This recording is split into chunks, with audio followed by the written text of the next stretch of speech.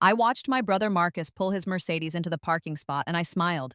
Thanks, sis, he called out, flashing that same entitled grin that had haunted me for 2 lifetimes.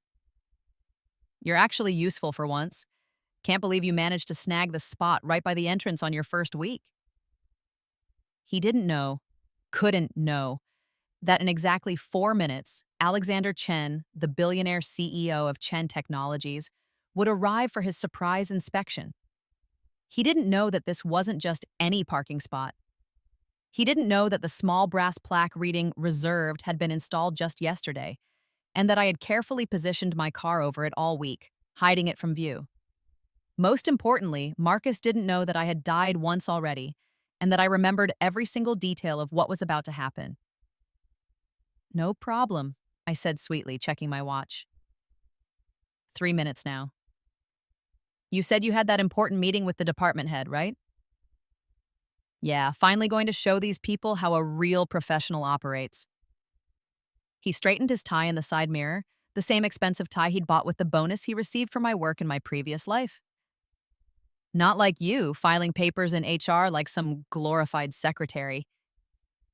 I felt the familiar sting of his words, but this time it was dulled by anticipation. In my past life, I would have shrunk away, internalized his cruelty, let it confirm every terrible thing I'd been taught to believe about myself. But I had lived through that story already. I had died at 29, alone in a studio apartment, unable to afford my medication, while Marcus vacationed in the Maldives with money he'd stolen from me. 2 minutes. You know what I always admired about you, Marcus, I said, and he paused, surprised. I rarely spoke to him with anything but fearful deference. You're so confident. You never second-guess yourself, even when maybe you should. He laughed, missing the edge in my voice entirely. That's called self-assurance, Amy.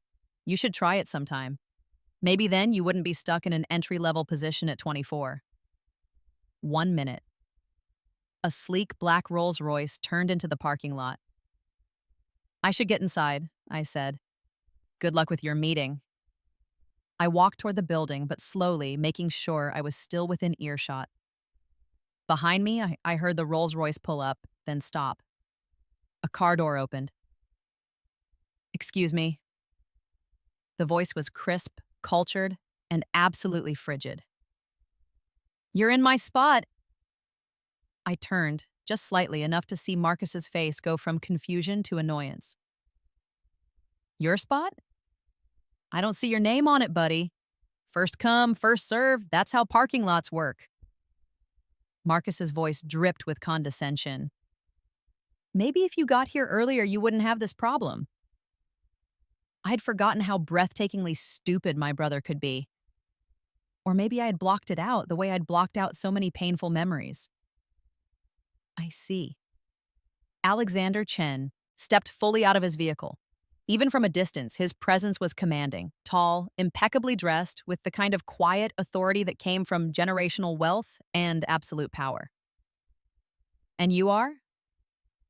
Marcus Bennett. I'm here for a meeting with Gerald Hartley about the senior analyst position. Not that it's any of your business. Marcus actually rolled his eyes.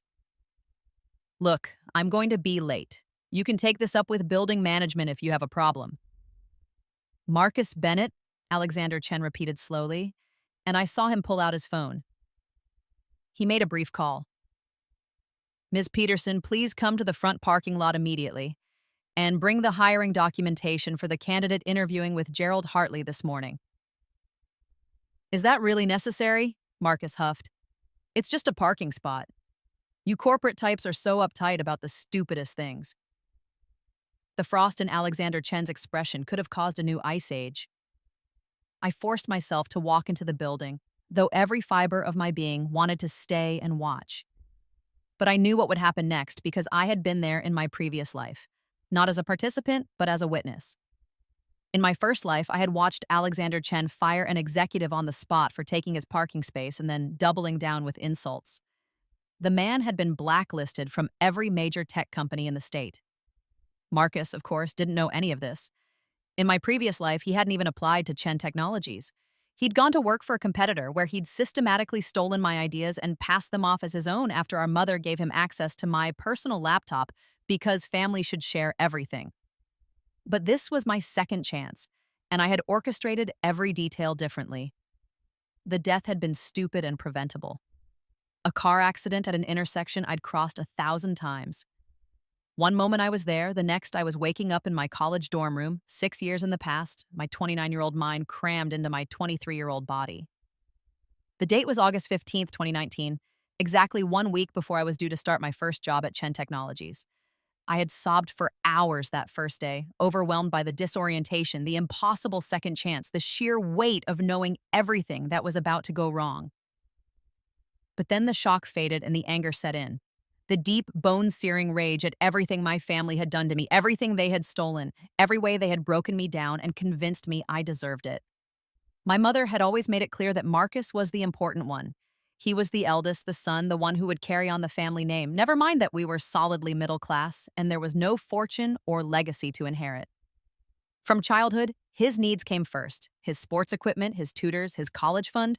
I got hand-me-downs in community college and I was told to be grateful for even that much. You're lucky we didn't just kick you out at 18 like we had every right to do, my mother had said more than once.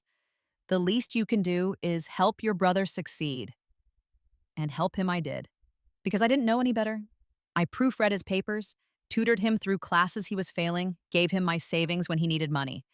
When he graduated, barely, and struggled to find a job, I was the one who updated his resume, coached him through interviews, even drove him to job sites when his car broke down. In my previous life, he had eventually found a position at a mid-tier company. Meanwhile, I had landed my role at Chen Technologies through sheer luck, or what I thought was luck. A recruiter had reached out to me based on a data analysis project I'd done as part of my community college capstone. I had been so shocked that a company like Chen Tech was even interested in someone like me. I started in HR doing basic recruitment coordination, but I had been happy.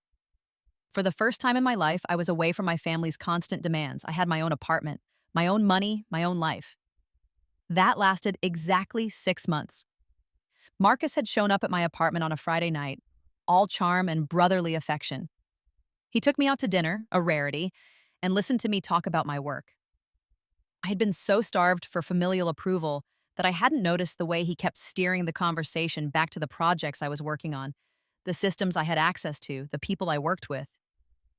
You know, Amy, you're really talented, he had said over dessert. It's a shame you're stuck doing administrative work. You should be in analytics. I had flushed with pleasure at the compliment, so pathetically grateful for any crumb of recognition from him. I've actually been teaching myself Python and SQL in my spare time, I had admitted. There's this internal transfer program, and I'm hoping to apply next year once I have more experience. That's great. You know, I've been trying to break into the tech industry myself. Maybe you could give me some pointers? Show me what you're learning? And that's how it started. He began visiting regularly, always with some excuse. He was in the neighborhood. He wanted to take his little sister to lunch. He was worried about me living alone. Our mother encouraged it, praising him for being such a caring brother. I was thrilled to have his attention, his apparent respect. When he asked to borrow my laptop to work on his own portfolio projects, I didn't hesitate. I didn't know he had installed a keylogger. I didn't know he was copying every file I created, every analysis I ran, every personal project I worked on. I didn't know that when I started developing a new algorithm to optimize Chentech's recruitment process, a project I was doing on my own time, hoping to impress my managers, he was watching, learning, stealing. The algorithm was brilliant, even if I did say so myself. It could predict candidate success with 87% accuracy, reducing hiring costs by millions. I had spent 6 months developing it, testing it, perfecting it. I had been so proud, so ready to present it to my department head. Marcus presented it to his company first. He packaged it beautifully, with professional slides and confident delivery. His company immediately implemented it and saw results within weeks. He got a promotion, a massive raise, and industry recognition. Articles were written about Marcus Bennett's innovative approach to HR analytics. He gave talks at conferences. He was featured in LinkedIn's 30 Under 30 in Tech. I had tried to say something. I had gone to my manager with my files, my documentation, proof that I had developed the algorithm months before Marcus's presentation. But the dates had been altered. Marcus had thought of everything. My files looked like they came after his presentation. It looked like I had stolen his work and was now lying about it to cover my tracks. I was fired for attempted intellectual property theft. My mother had screamed at me for trying to ruin my brother's reputation. My father had called me a jealous, vindictive little liar. Marcus had looked at me with such convincing hurt and disappointment that I almost believed I had done something wrong. No other tech company would hire me after that. I was blacklisted, informally but effectively. I worked a series of retail and service jobs, barely scraping by, my confidence shattered. I developed anxiety and depression, but couldn't afford treatment. I isolated myself because I couldn't bear the shame. Meanwhile, Marcus thrived. He leveraged his reputation into a better job, then another. He bought a house. He got engaged to a beautiful woman from a wealthy family. Our parents doted on him, posting proudly about their successful son on social media while I faded into the background of their lives, the disappointing daughter who had tried to steal credit for her brother's brilliance. The final insult came 3 months before I died. Marcus got engaged, and the wedding was set to be elaborate, expensive. My mother called to inform me that I was expected to contribute $5,000 toward the costs. "It's family," she said. "You're his sister. Surely you can manage that much." I was living paycheck to paycheck, eating ramen, choosing between medication and rent. I had $300 in my bank account. "I can't," I had whispered. "Mom, I don't have that kind of money." "You're just being selfish," she snapped. "After everything we've done for you, after we kept a roof over your head for 18 years, this is how you repay us? Your brother's wedding is the most important day of his life, and you can't even be bothered to help?" I hadn't been invited to be a bridesmaid. I wasn't asked to give a speech. My contribution was supposed to be purely financial, and when I couldn't provide it, I was uninvited entirely. "Don't bother coming if you're going to show up empty-handed and embarrass us," my mother had said. I didn't go. 2 months later, I died, and my family didn't even claim my body for 3 days because they were on Marcus's honeymoon trip to Bali. That was the life I had lived. That was the family I had loved, in my pathetic, desperate way. But now I was back, and I knew things they didn't. I knew Marcus's tactics, his weaknesses, his patterns. I knew exactly where he would apply for jobs because I had seen his search history in my previous life. He kept a running spreadsheet of target companies, and Chen Technologies was number 7 on his list. So I made it number 1. It had taken careful manipulation. A fake LinkedIn profile posing as a recruiter, reaching out to Marcus about an exclusive opportunity at Chen Tech. Mentions of the high salary, the prestige, the fact that they were looking for someone exactly like him. His ego had done the rest. He applied immediately, embellishing his resume with skills he didn't have and experiences he'd never had. I, meanwhile, had gotten my job at Chen Tech exactly as before. The same recruiter, the same project, the same position. But this time, I arrived with 6 years of knowledge about the company's inner workings, its key players, its upcoming projects and challenges. I knew which managers were competent and which were political nightmares. I knew which departments were about to expand and which were facing cuts. I knew that Alexander Chen, despite being a billionaire CEO, personally reviewed all senior-level hires and had a particular hatred for arrogance and entitlement. In my previous life, I had never met Alexander Chen. I was too low-level, too insignificant. But I had heard the stories.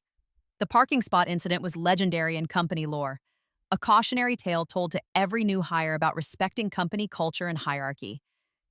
The parking spot itself was interesting. It wasn't obviously marked as the CEO's space. Alexander Chen didn't believe in ostentatious displays of power. The small reserved plaque was tasteful, understated, easy to miss. But everyone who worked at Chen Tech knew that spot was his. It was an unspoken rule, a sign of respect. Everyone except Marcus, who hadn't bothered to research the company culture, who hadn't talked to current employees, who hadn't prepared beyond rehearsing his inflated achievements. I had made sure of that too. When he called me asking about Chen Tech, I had played dumb. "Oh, I'm just in HR doing basic admin stuff," I had said. "I don't really know much about the culture or anything, but I'm sure you'll be great." You're so much smarter than me." He had eaten it up, that confirmation of his superiority. The parking spot plan had come together beautifully. I knew when Alexander Chen made his quarterly surprise inspections. The third Thursday of every quarter, arriving at exactly 8:30 in the morning. I knew Marcus's interview was scheduled for 9. I knew Marcus would arrive early to seem eager and professional. All I had to do was make sure he had access to that parking spot. For the past week, I'd arrived at 7 each morning to claim it, deliberately parking so my car covered the small, reserved plaque. I had moved it slightly each day, making it seem like just a regular space I happened to prefer. When Marcus mentioned his upcoming interview, I offered him my spot as a sisterly gesture. "It's right by the door," I had said. "You'll make a great impression arriving and not looking all flustered from a long walk." He had accepted without question, because of course he did. I was useful, little Amy, finally doing something right. Now, sitting at my desk on the third floor, I pulled up the building's security camera feed. It was laughably easy to access. I had learned the system in my previous life when I had briefly helped the facilities team with a scheduling project. Another piece of knowledge Marcus didn't have. The feed showed Marcus still standing by his car, looking increasingly agitated. Sarah Peterson, the VP of Human Resources, had arrived with a folder. Alexander Chen was speaking, his expression carved from ice. I couldn't hear the conversation, but I didn't need to. I had heard this speech before, delivered to that unfortunate executive 6 years ago. Marcus was gesturing, clearly trying to explain or defend himself. Then I saw the moment it clicked. The moment he finally looked down and saw the plaque his car was parked over. His face went pale. He was trying to apologize now. I could see it in his body language. But Alexander Chen had a strict policy. Character was revealed in crisis, and Marcus had revealed himself to be arrogant, dismissive, and disrespectful. He had insulted the CEO to his face, had refused to move his car, had called building management unnecessary. Sarah Peterson was shaking her head. She gestured to the building. Marcus's interview was clearly over before it had begun. I watched him get in his car and drive away, his face red with humiliation and rage. He would call me, I knew. He would want to vent, to blame someone, to make sense of what had just happened. And I would play my part perfectly. The sympathetic sister, shocked by his bad luck, commiserating about how unfair it all was. But that was just the beginning. The algorithm was still in development in my previous life at this point in time. I was working on it in secret, paranoid about anyone stealing my ideas. I kept it on a password-protected external hard drive that I never let out of my sight. This time, I had made a show of working on it at home, with Marcus watching over my shoulder. "This is really complex stuff," he had said, impressed despite himself. "Yeah, it's just something I'm playing around with," I had replied, making sure my passwords were visible as I typed them, making sure he saw exactly where I saved my files. Probably won't amount to anything. Had let him borrow my laptop twice now. I knew he had installed his keylogger. I had found it immediately and left it running, feeding him exactly the information I wanted him to have. In my previous life, the algorithm had been 90% complete when he stole it. This time, it was only 60% done, and the remaining 40% was fundamentally flawed. The algorithm I was letting Marcus steal would appear to work beautifully in initial tests. It would show impressive accuracy rates, would predict candidate success with seemingly reliable precision. But it had a fatal flaw built into its core architecture. After approximately 6 months of implementation, it would start producing false positives at an accelerating rate. Companies using it would hire increasingly unsuitable candidates, would see increased turnover, would waste millions on recruiting failures. And the flaw was subtle enough that by the time anyone noticed, it would be deeply integrated into their systems, associated indelibly with Marcus's name. I had also made sure to document everything meticulously this time. Every line of code, every development decision, every test result, all saved to a secure cloud account with timestamps that couldn't be altered. I had emails sent to myself describing my work. I had even recorded short video logs explaining my process, my face and voice clearly visible as I worked through problems. When Marcus inevitably presented my algorithm as his own, I would have ironclad proof of my ownership. And when it started failing catastrophically, destroying his reputation and career, I would be there to offer the corrected version, the version that actually worked, to Chen Technologies. But I was getting ahead of myself. First, I needed to let the immediate aftermath of the parking lot incident play out. Marcus called me at lunch exactly as predicted. "You'll never believe what happened," he snarled, and I could hear the fury vibrating through every word. Some asshole in a Rolls Royce claimed I was in his parking spot. Can you believe that? In a public parking lot. And then the HR lady came out and said they were canceling my interview because of culture fit concerns. Oh no, I injected my voice with sympathy and shock. Marcus, that's terrible. Did you explain it was a mistake? I tried, but they wouldn't listen. The guy was such a pompous jerk, going on about respect and company values. I swear these corporate types are all the same. They think they're so superior just because they have money. What did the parking spot say exactly? Was there a name on it? Just some stupid little plaque that said reserved. How was I supposed to know it was his? It could have been anyone's. That's so unfair, I murmured. You would have been perfect for that job. Damn right I would have. Their loss. I've got 3 other interviews lined up anyway.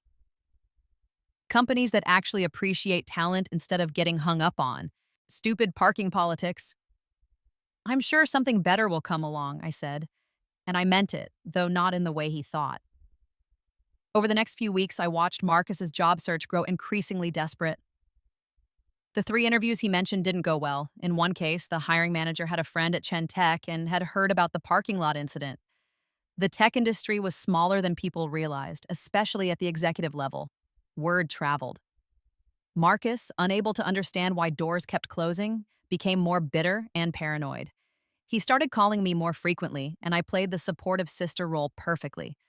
I listened to his rants, made sympathetic noises, occasionally offered advice I knew wouldn't help. Meanwhile, at Chen Technologies, I was thriving. Armed with knowledge of upcoming projects and challenges, I made myself invaluable. When the VP of Analytics mentioned struggling with candidate retention metrics, I offered insights I had learned from my previous life's mistakes. When a system integration project hit a snag, I knew exactly what the problem was because I had seen it happen before. Within a month, I was transferred from HR coordination to an analyst role in the People Analytics department. My manager, Jennifer Walsh, was the same woman who had refused to believe me in my previous life when I reported Marcus's theft. This time, I made sure she saw my value from the beginning. "Amy, this retention analysis you did is exceptional," Jennifer said during our weekly one-on-one. "The insights here could save us millions in recruiting costs. Have you thought about developing this into a more comprehensive predictive model?" "Actually," I said, as if the idea had just occurred to me, "I've been working on something in my spare time. It's nowhere near ready yet, but I think it could predict candidate success with really high accuracy. I'd love to see it when you're ready to share." "Of course. I'll keep you updated on my progress." I documented that conversation in an email immediately afterward. Documentation was everything. At home, I continued to let Marcus snoop. He visited every few weeks, always with some excuse, always managing to get access to my laptop. I watched him through the reflection in my window as he pulled out his USB drive and copied files. I had made a show of being more protective of my work lately, which only made him more eager to steal it. "You're being paranoid," my mother said when I mentioned password protecting my personal projects. "Marcus is your brother. You should trust family." "I know, Mom, you're right. I'm just being silly." The theft happened on a Saturday in late October. Marcus came over for lunch, another rarity, and complimented me on my apartment, my cooking, my work. He asked to use my laptop to check his email because his phone was dead. I hesitated just long enough to seem reluctant, but not suspicious, then agreed. I left him alone for 15 minutes while I went to grab takeout menus from the lobby. When I returned, he was sitting on my couch, scrolling through his phone, my laptop closed on the coffee table. "Thanks, sis," he said, smiling. "Found a couple of promising job leads." "That's great," I smiled back. "I hope something works out soon." "Yeah, me too." "Hey, how's that algorithm thing you were working on?" "Still tinkering with it?" "Oh, I finished it actually. Tested it last week and the results were amazing. I'm going to present it to my manager next month." Something flickered in his eyes. "That's great, Amy. Really great. You should send me a copy. Maybe I could give you some feedback. You know, I have more industry experience. That's really nice of you to offer, but I want to make sure it's perfect before I show anyone. I've worked so hard on it, and I'd hate for someone to see it before it's ready. Another flicker. Uncertainty this time, mixed with calculation. Sure, but if you change your mind, I'm happy to help. That's what brothers are for. He left an hour later, and I immediately checked my laptop's access logs. As expected, he had copied the entire project folder, over 2 gigabytes of code, documentation, and test data. Everything except the fix for the fatal flaw. I allowed myself a smile. In my previous life, I had never known exactly when the theft occurred. I had suspected it was during one of his visits, but I'd had no proof, no awareness, no power. This time, I had watched it happen in real time. This time, I had surveillance footage from the security camera I had installed in my apartment, perfectly legal in my own home, and crystal clear footage of Marcus accessing my computer without permission and copying files. But I didn't confront him, not yet. The trap was set, but it needed time to spring.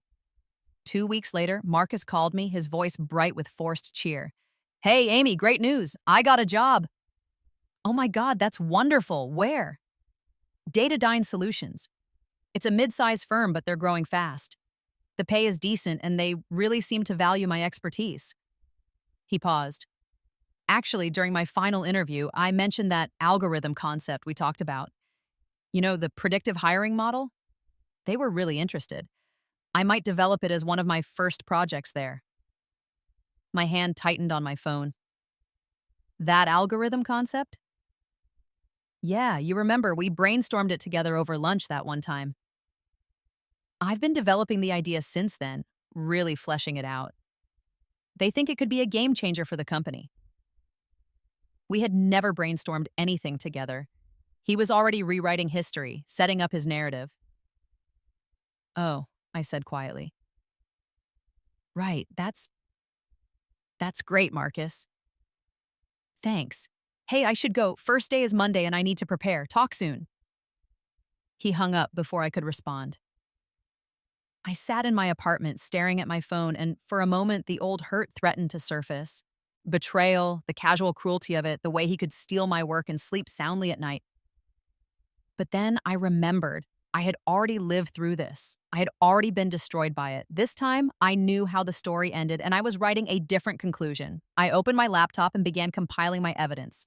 Every video log of me developing the algorithm, each one clearly dated and time-stamped. Every email I had sent to myself documenting my progress. The security footage of Marcus copying my files. The chat logs where he had claimed my work as our brainstorming. The technical documentation that proved the algorithm's development timeline. But I didn't send it anywhere, not yet. I needed to let Marcus implement the flawed algorithm. I needed him to present it as his revolutionary innovation, to take credit publicly, to stake his entire reputation on its success. Then, when it failed, and it would fail catastrophically, the fall would be so much harder. In my previous life, Marcus had risen on my stolen work. In this life, he would be destroyed by it. 3 months passed.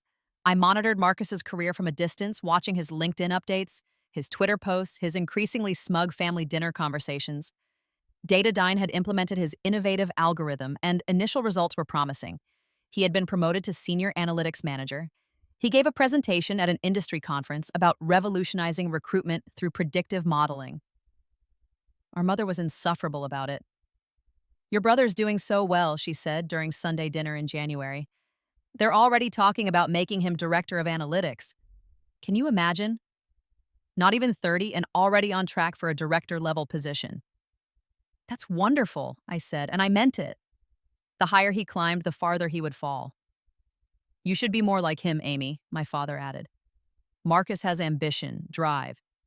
You're still in that entry-level analyst role, aren't you? Actually, I was promoted to senior analyst last month, I said mildly. And I'm working on a major project that could significantly impact company retention rates. That's nice, dear, my mother said dismissively. But it's not quite the same as what Marcus is doing. He's creating entirely new systems, changing the industry. I smiled and said nothing. Let them have this moment. It wouldn't last. By March, cracks were starting to show. I monitored Datadyne's hiring outcomes through industry databases and LinkedIn analytics. The quality of their new hires was declining. Turnover was increasing. Several high-profile candidates the algorithm had flagged as ideal had flamed out spectacularly within weeks of starting. Marcus was in denial, blaming the failures on factors outside the algorithm: bad candidate interviews, unrealistic job descriptions, poor onboarding. He tweaked parameters, adjusted weights, but the problems persisted because the flaw was fundamental, baked into the architecture itself. By April, Datadyne's executive team was asking hard questions. By May, other companies that had licensed Marcus's algorithm were reporting similar problems. The industry blogs that had praised his innovation were now publishing think pieces about the dangers of over-relying on automated systems. By June, Marcus was in a full panic. "I don't understand what's happening," he told me over the phone, his voice strained. "The algorithm worked perfectly in testing. All the initial results were excellent, but now it's like it's falling apart." "That's terrible," I said sympathetically. "Maybe there's a bug in the code?" "I've checked the code 100 times. There's nothing wrong with it." But there was something wrong with it. Something he couldn't fix because he hadn't built it. He had stolen it without understanding it, had presented it without knowing its limitations, had staked his career on work he couldn't defend or improve. In July, a former Datadyne employee published a scathing Medium article about how Marcus's algorithm had led to the hiring of a candidate who had fabricated his entire resume. The candidate had lasted 3 weeks before being fired for incompetence, but not before compromising a major client relationship. Datadyne had lost a multi-million-dollar contract. The article went viral in tech circles. People began digging into Marcus's background, his credentials, his previous work. The fact that he had no prior analytics experience before Datadyne raised eyebrows. The fact that he couldn't adequately explain the technical foundations of his own algorithm raised red flags. Then someone found my work. It was a colleague at Chen Technologies, actually. One of the senior data scientists had been researching predictive modeling approaches and stumbled across my presentation to the people analytics team. I had presented my corrected algorithm, the one that actually worked, internally at Chen Tech in May, but I hadn't publicized it externally. The data scientist noticed the similarities between my algorithm and Marcus's, but also noticed that mine worked. He mentioned it to Jennifer Walsh, who mentioned it to me. "Amy, I had an interesting conversation with David in data science," Jennifer said during our next one-on-one. "He said your retention algorithm has some structural similarities to that Datadyne model that's been in the news, the one that's failing." "Oh," I kept my voice neutral. "He said yours is clearly more sophisticated, though, better architecture, more robust testing protocols. Have you seen the Datadyne model?" "I've heard about it," I said carefully. "Actually, Jennifer, there's something I need to tell you, something I should have mentioned months ago." I laid it out for her, the timeline of my algorithm's development, starting 9 months ago, the documentation, the video logs, the security footage of Marcus copying my files, his conversation where he claimed my work as our brainstorming, the technical evidence showing that his version was an incomplete copy of my original, flaws and all. Jennifer's expression grew darker as I talked. "You're telling me your brother stole your proprietary work and passed it off as his own?" "Yes, and he did it once before in a different context. That's why I documented everything so carefully this time." "Why didn't you report this immediately?" "Because I needed proof. I needed him to implement it, to claim credit publicly, to commit fully to his theft. If I had accused him earlier, it would have been my word against his. He's very good at making himself seem credible and making me seem jealous or unstable. Our family would have backed him up. They always do." Jennifer was quiet for a moment, processing. "You realize this is a major IP theft issue. If you developed this while employed at Chen Tech, even on your own time, there could be arguments about ownership." "I developed it entirely on my own time, using my own resources, before I ever presented it to Chen Tech," I said. "I was careful about that. I didn't want there to be any ambiguity, but I'm happy to license it to Chen Tech exclusively if that helps resolve any concerns." "Amy, I need to bring this to legal. This is serious." "I understand." What followed was a month of meetings with lawyers, depositions, and evidence review. Marcus was contacted by Datadyne's legal team. He denied everything at first, claimed I was lying, tried to paint me as a jealous sister trying to sabotage his success. Then I released the security footage. It spread through professional networks like wildfire. Clear video of Marcus Bennett, rising star of Datadyne Solutions, accessing his sister's laptop without permission and copying files. The timestamp showed it was before he claimed to have developed the algorithm. The technical analysis showed his version was an incomplete copy of mine. Datadyne fired him within 48 hours. They also filed a lawsuit against him for fraud and misrepresentation. Other companies that had licensed his algorithm joined the suit, seeking damages for the failed hires and lost business. Marcus called me, desperate and angry. "How could you do this to me? I'm your brother." "You stole my work," I said calmly. "You lied about it. You've been doing this to me for years. It was just sitting there on your computer. You weren't even going to use it." "I was absolutely going to use it. I was documenting it carefully, specifically because I knew you'd try to steal it again." "Again? What are you talking about?" "The recruitment algorithm I developed in 2020. The one you stole and presented to your company. The one that won you awards and recognition while I got fired for trying to report the theft." Silence. "That was different," he finally said. "You were never going to do anything with that work. You didn't have the confidence or the connections to make it matter. I made it. Successful." "You made yourself successful using my work, and when I tried to speak up, you destroyed my career and let me suffer for years." "I don't know what you're talking about. You must be confused." But his voice shook, because he knew exactly what I was talking about. He just couldn't figure out how I knew. "It doesn't matter anymore," I said. "What matters is that this time, you're going to face actual consequences. Mom and Dad will never forgive you for this." "I know, but I'm okay with that." I hung up. My mother called 10 minutes later, screaming. My father sent a series of vicious texts. They called me vindictive, spiteful, jealous. They said I had always been difficult, always been ungrateful. They said I was destroying Marcus's life because I couldn't stand to see him succeed. I blocked their numbers. The lawsuit took 4 months to work through the courts. Marcus tried to settle, but Datadyne wanted to make an example. They were facing their own lawsuits from clients, and they needed someone to blame. Marcus became that scapegoat. The judgment was brutal. He was ordered to pay $3 million in damages, money he didn't have. His reputation in the industry was destroyed. He was blacklisted from every major tech company. The professional social media posts about his innovative algorithm were replaced with articles about his fraud. His engagement ended. His fiancée's family did not want to associate with a known corporate fraudster. His friends distanced themselves. Our parents, faced with the incontrovertible evidence of his theft, fell silent. They didn't apologize to me, but they stopped defending him, which was something. Meanwhile, I licensed my corrected algorithm to Chen Technologies for a significant sum and a percentage of future licensing deals. The algorithm worked beautifully, saving the company millions in recruitment costs and dramatically improving retention rates. Other companies began reaching out, asking for consultations, for licenses, for speaking engagements. Jennifer Walsh became my mentor and advocate. Alexander Chen himself sent me a personal email congratulating me on my innovation and inviting me to present at the next board meeting. "I heard about what your brother did," he wrote, "and I heard about how you handled it. That takes courage and strategic thinking. Chen Technologies values both." The board presentation went well.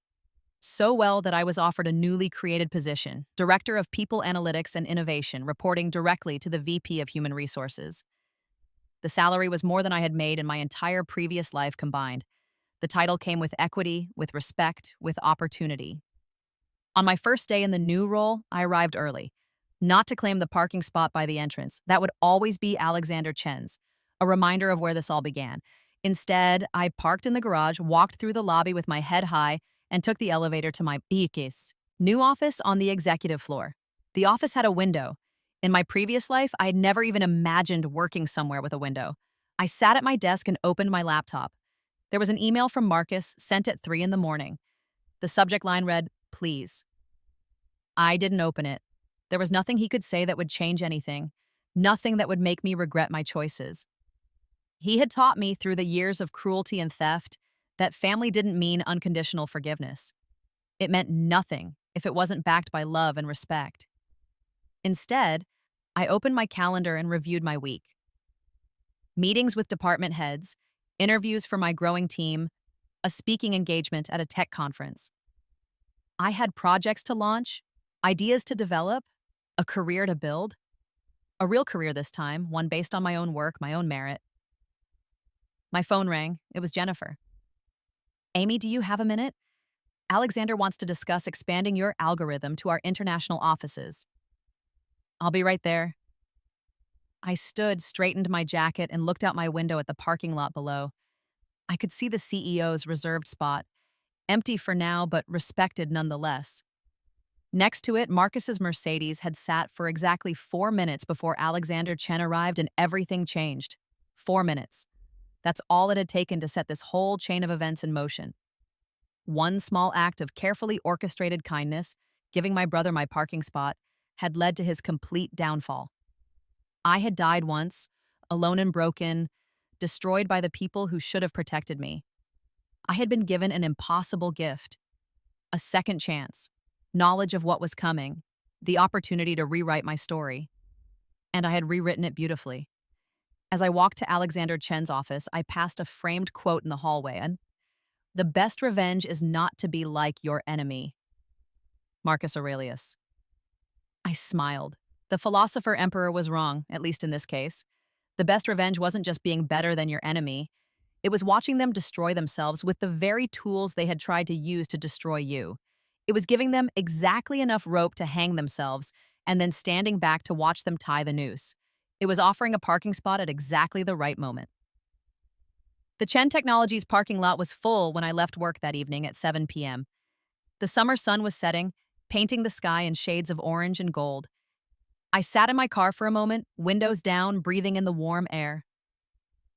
My phone buzzed with notifications.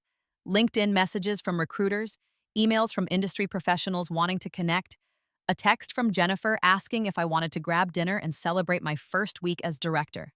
I had been so lonely in my previous life, so isolated, so convinced I deserved the loneliness because I had failed, because I was fundamentally flawed. Now I understood that I had never been flawed. I had been surrounded by people who needed me to believe I was flawed so they could use me, so they could take from me without guilt. My phone rang, unknown number. I almost didn't answer, but something made me pick up. Amy Bennett?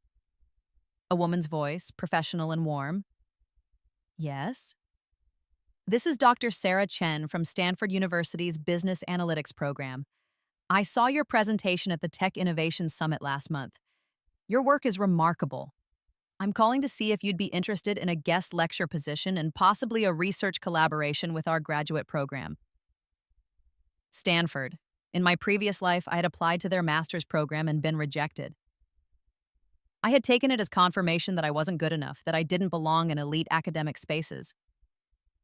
I'd love to discuss that, I said. Thank you for reaching out. We scheduled a call for the following week. When I hung up, I sat in my car and laughed. Not a bitter laugh, not a triumphant laugh, but something lighter. Relief, maybe. Joy. The profound satisfaction of being seen finally for what I actually was, rather than what my family had told me I was. The GPS on my phone showed a notification. My mother had sent me her location. They were at Marcus's apartment.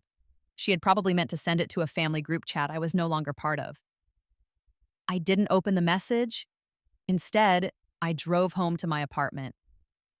Not the cramped studio where I had died in my previous life, but a spacious one-bedroom in a safe neighborhood with good light and a balcony. I made dinner, actual food, not ramen, and poured myself a glass of wine. My laptop sat on the counter and I found myself opening it, pulling up old files. I looked at the early versions of my algorithm, the hours of work, the careful documentation. I had known, even as I was building it, that Marcus would try to steal it. That's why I had documented everything so meticulously. But there had been moments when I had doubted myself. Moments when the old programming kicked in, when I wondered if I was being paranoid, if I was being unfair to family, if I should just let it go. I was glad I hadn't. The doorbell rang, startling me. I checked the security camera feed on my phone, another purchase from my previous life's paranoia that had served me well. It was a delivery person with a large box. I opened the door and signed for the package. It was from Chen Technologies, a welcome gift for new directors. Inside was a leather portfolio embossed with my name and title, a high-end laptop, and a handwritten note from Alexander Chen. Welcome to the executive team. Your innovative thinking and ethical standards are exactly what Chen Technologies needs. Looking forward to working with you. AC. I ran my fingers over the embossed lettering of my name. Dr. Amy Bennett, Director of People Analytics and Innovation. Wait. Doctor? I pulled out my phone and checked my emails. There, sent an hour ago from Stanford, a formal invitation to pursue a doctorate in business, analytics, fully funded, with the option to work remotely while maintaining my position at Chen Tech. My work on the algorithm qualified as my dissertation foundation. I sat on my couch holding the letter and cried. Not sad tears this time, but the overwhelming emotion of having everything I had ever wanted and been told I couldn't have. In my previous life, I had died believing I was a failure, believing I deserved the pain, the poverty, the loneliness. My family had spent years building that narrative, and I had internalized it so completely that even as I struggled to survive, I never blamed them. I blamed myself. But I wasn't a failure. I never had been. I had been sabotaged, stolen from, gaslit, and abandoned by the people who should have lifted me up. This time, I had protected myself. This time, I had fought back. The months that followed were busy. I built my team at Chen Tech carefully, hiring people based on merit and potential rather than pedigree. I mentored junior analysts the way I wished someone had mentored me. I presented my research at conferences, published papers in academic journals, slowly built a reputation as an expert in my field. The Stanford collaboration flourished. I gave monthly guest lectures, worked with graduate students on research projects, and began my doctoral coursework. It was challenging, but it was the kind of challenge I had always craved. Intellectual, meaningful, respected. Marcus tried to contact me several times over the next year. Emails, texts, messages through mutual acquaintances. I never responded. There was nothing he could say that I needed to hear. I heard through the grapevine that he had moved to a different state, taken a job in an unrelated field. The lawsuits had bankrupted him. His reputation in tech was permanently destroyed. Our mother had tried to defend him for a while, but eventually even she had gone quiet. My father sent me one email about 8 months after everything had come out. It was short. We may have been too hard on you growing up. Marcus made his own choices. It wasn't an apology. It wasn't recognition of the years of favoritism, neglect, and emotional abuse. It wasn't acknowledgement of how they had enabled Marcus's cruelty and theft. But it was something, a tiny crack in their certainty. I didn't respond to that either. On the anniversary of my death from my previous life, a date no one else knew was significant, I took the day off work. I drove to the intersection where I had died, stood on the corner, and remembered. I remembered the pain, the loneliness, the bone-deep exhaustion of surviving without support. I remembered applying for jobs and being rejected because of Marcus's lies. I remembered choosing between medication and food. I remembered my family's indifference to my suffering. And then I let it go. Not because I forgave them, not because I no longer cared, but because I didn't need to carry that pain anymore. I had transmuted it into something powerful. I had used my second chance not just to prevent my own suffering, but to build something better, something real. The light changed. I crossed the intersection, whole and alive.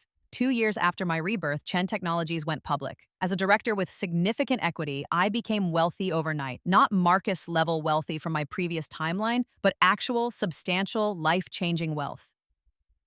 I bought a house, not a mansion, but a beautiful craftsman bungalow with a garden and a home office with windows overlooking trees. I adopted a dog, a sweet-tempered golden retriever I named Hope, because I could afford the vet bills and the time to care for her properly. I dated, carefully at first, learning to trust again. I made friends through work, through my Stanford connections, through hobbies I finally had time and money to pursue. I was happy. Genuinely, fully happy in a way I had never been in my previous life.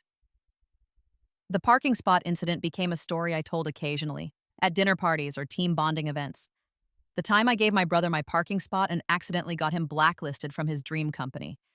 I never mentioned the rebirth, the foreknowledge, the careful orchestration. People laughed at the cosmic justice of it, the perfect timing, the arrogant brother getting his comeuppance. They didn't need to know it wasn't cosmic justice. It was me, taking control of my story, refusing to be a victim again. 3 years after my rebirth, I was invited to give a keynote speech at the Women in Tech conference. The organizers wanted me to talk about overcoming obstacles, about success in a male-dominated field, about innovation and leadership.